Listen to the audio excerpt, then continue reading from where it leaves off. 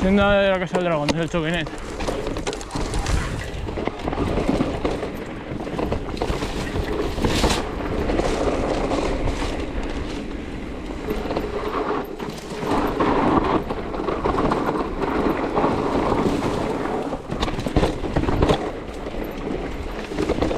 Un poco lenta esa parte.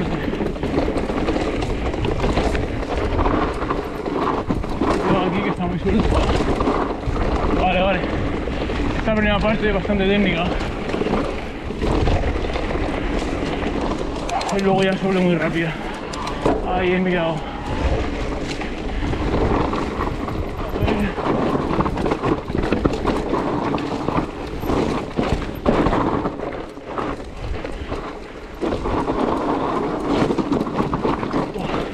Está muy suelto todo esto.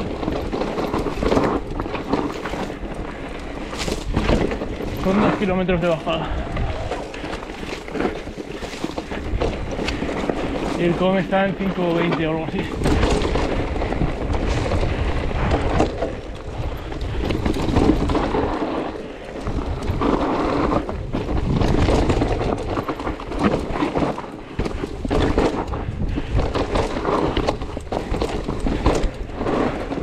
Muy técnica esta parte.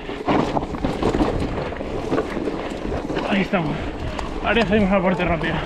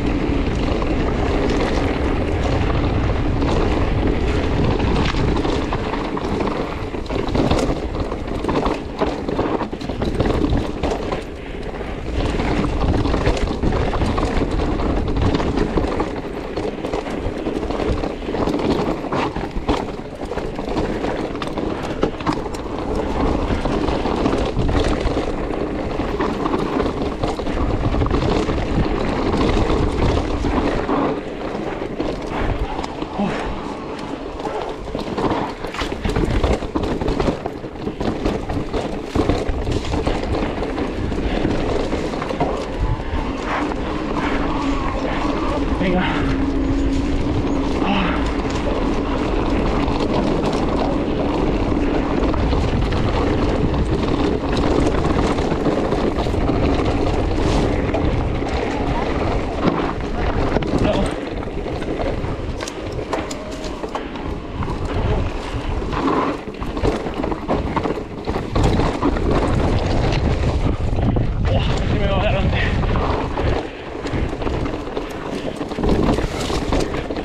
Bajo.